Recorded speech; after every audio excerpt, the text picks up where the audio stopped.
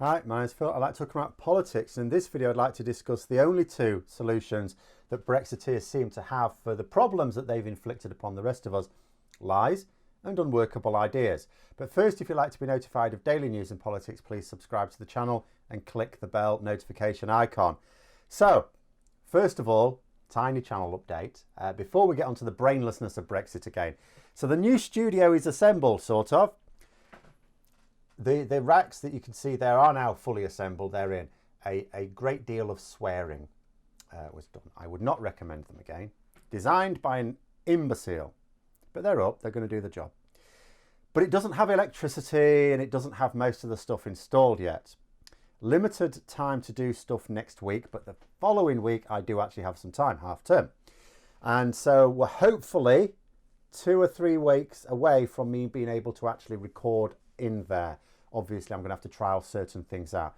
But I'm hoping that at that point, any people still having audio issues, and I know you're going to say, oh, it's my issue, but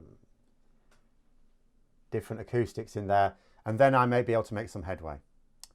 But anyway, on from my incompetence with putting shelves up, the instructions didn't call for swearing, but it seemed to help.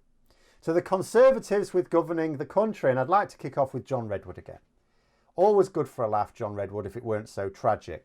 Now, for those who don't know, ardent, hard Brexiteer, I've talked about him in the past. One of the few Conservative MPs who weren't happy with the Brexit deal.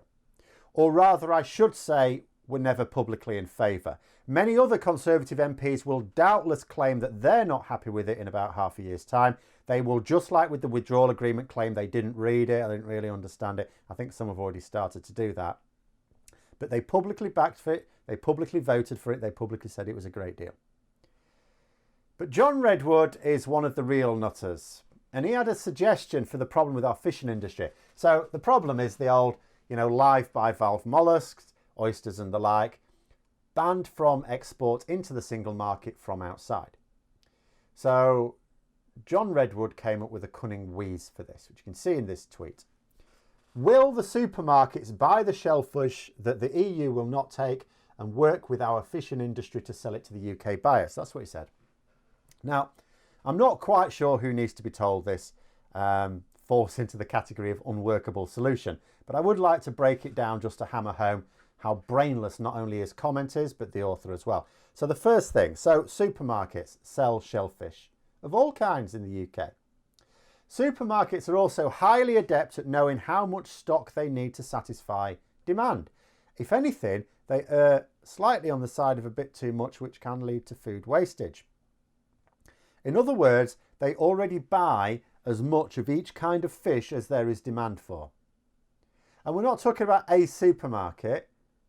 This is all supermarkets. What you're basically saying, if they're getting that wrong, is that all supermarkets in the country really don't understand how to deal with supply and demand.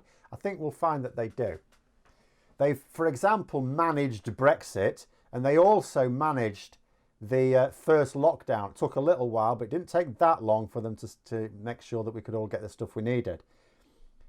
Second point I would make is, so if John Redwood is actually suggesting that supermarkets collectively withhold the types of food that their customers would like to buy and force extra quantities of shellfish upon them, to force them to change their eating habits, is that not the precise opposite of the free market economy that he and his party stand for? Because look what it says. Will the supermarkets buy the shellfish that EU will not take and work with our fishing industry to sell it to UK buyers? It's like, well, that means you've got to change the habits of UK buyers, because they already do that. They already buy the shellfish in terms of in amounts that are required by their customers. Then the third thing. So, okay, let's consider for a moment that for some unknown reason, every supermarket in the land is somehow underestimating the demand for shellfish in the UK. Now, I would have thought that if it gets cleaned out as soon as they put it on the ice, then that would be a bit of an indicator they need to buy more in. But let us just say that supermarkets, brilliant in many ways, somehow have a blind spot for their fish counter. Or maybe let's assume that some wizard campaign could somehow completely change the eating habits of Britain to include more of this fish. Overnight, something's going to happen. We're all going to want oysters all of a sudden. And the thing is, even in that case, so let's say you accept that, in the UK, we don't really have much in the way of processing facilities, because we have to consider what caused this. You know, what is it that caused the problem? It's that we can't sell those fish to the EU, because normally they would buy them. What happened is that fish sold live on the continent where the processing facilities exist. That's what happened. They were sold onto the continent where the processing facilities are, processed, all of a sudden fit for human consumption. In fact, some of that processed fish was then re-exported back to the UK, where we could buy it in the supermarkets. So if we don't have the facilities to process, because otherwise, if we did, we could process it and still sell it to the EU. It'd be fine. I would say it'd be no problem. We'd still have the paperwork to deal with. I say we, the poor sods who have to trade in it. But they would be able to do it. So how is this idea going to work, even if we ignore the assault on free market forces and force the British public? No, I know you wanted lamb, but actually I think what you'll find is you wanted a tray of oysters. You know, even then, how are we going to process it? You know, oh, well, let's build these facilities, you might say. Natural enough thought to have. Absolutely had it myself when I first found out that the problem was that we don't have the facilities to process it in this country. Of course you would think that. Turns out it's not at all feasible. It's not just that we don't have them yet and it would take time to build them up, and in the meantime all these fishing communities are going out of business. No, it's just not feasible. The industry is far too small in the UK to make it economical to do so. So basically, you know, people who trade in shellfish are saying no, it would cost too much. It wouldn't be viable at all. And then we come to June Mummery. So this is the Brexit party clown that I talked about a week or so ago. The one you might imagine understands the fishing industry because she has a business within it. But it turns out that she doesn't understand a blind thing, because she was caught completely by surprise when she suddenly found that actually she has no business because of Brexit. Because normally I would say, you know, I would, like Nigel Farage knows not a thing about fish. June Mummery, I would have accepted that she understood because she has a business within the industry. I'd always accept that someone within an industry understands something about the industry, until they do or say something which just exposes their ignorance completely. You know, and she was saying that UK shops are full of foreign fish and that they should have marketed fresh UK fish. So again, trying to suggest that supermarkets somehow don't know how to match supply and demand. But also have to say that I happen personally to quite like shellfish. You know, the shellfish that now can't be sold in the EU. I quite like that. And it is essentially British produce. Now, sometimes it may not appear it. I mean, some of it will be caught, of course, outside of Britain. As I say, it's not a huge industry in Britain. But quite a lot of it will, be, of course, be processed outside of Britain. So the product itself, what do you call the product? Where it's fished or where it is processed? If it's where it's processed, then, of course, it's not British, but it never will be. And the thing about fish is, so for it to be fresh, you can't actually transport it very far. She's talking about, oh, I get all this fish from Thailand. Not fresh fish, we don't.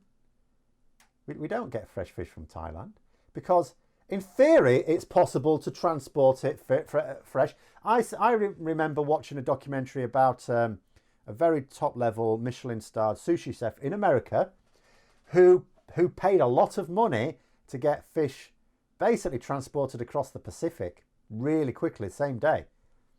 But he paid a lot of money to do that and passed that hell of a lot of money on to his customers. Most people can't do that. You know, the cost of transporting it that quickly across from the other side of the world to keep it fresh would be too high for our standard supermarket fare.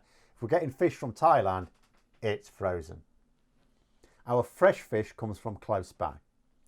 I don't know how much is fished in British waters and how much from elsewhere, because it didn't matter until now. What I do know is, say it again with me, we don't have the processing facilities to make it fit for human consumption. What these two Brexiteers are failing to understand is that the problem is not supply or demand as such, it's the processing. Most people aren't going to be asked to learn how to prepare a lot of live fish for cooking. Let's face facts, in this country, most people don't know how to cook. You know, and even those of us who have got a basic competence, dealing with shellfish is a hell of a lot of hassle that I can't be asked with. I like it, I don't like it enough for that. You know, it's a classic case of trying to apply a solution to a problem that relies upon a completely different behaviour from a massive population than actually exists in reality. And this happens in all parts of politics. And also bear in mind that Mummery's business failed because of the breakdown in trade with the EU caused by exiting the customs union. She campaigned for a no-deal Brexit, which would have done the same thing to her business and hit others in the industry harder as well. She also said that she pinned her hopes on reclaiming the quotas, because apparently the solution to not being able to sell your fish is to get more fish in, because that's the problem. She doesn't have enough fish. Because yes, when demand goes down, absolutely the business brain calls for increased supply, but that's unworkable solutions. Then you have the lies. The lies I've already talked about before, and I'll talk about them again. We had this week, for example, Grant Shapps saying trade is nearly now up to where it was before Brexit. I think the business community, has no idea what he's smoking, but they'd like to know if it takes the pain away. They have been beating on the government's doors this week. Lots of business groups calling for urgent action. They don't think trade's back up to where it was or anywhere near. Then we had Boris Johnson talking about suspending the Northern Ireland Protocol again. Which is actually both, isn't it? That's an unworkable solution and a lie. It's an unworkable solution in that doing that doesn't solve any problems, but it's also a lie in that he probably won't actually go through with it, because like I've said before when I talked about it in more detail, whatever caused him to not go through with it last year is still in place now.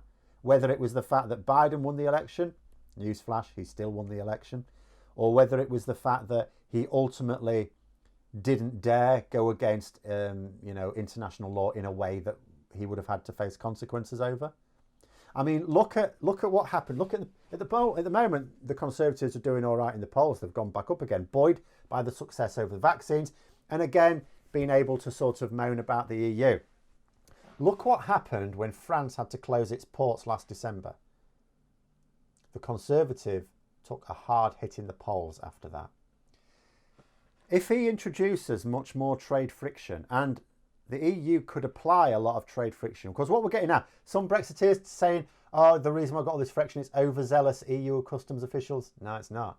They're actually doing us some favours. There might be the odd case where you might think, oh, that's a bit much. But in actual fact, they're doing us some favours. They don't have to. At a day's notice, they could say, well, we're not going to do you this favour anymore. And then we'd be in real trouble. And the government would take the hit for that. But anyway, those are my thoughts. Let me know yours in the comments below. Hope you found the video interesting. If you did, don't forget to click the like button. And if you'd like to support the channel further, please also click the Patreon link for details. And until next time, I'll see you later.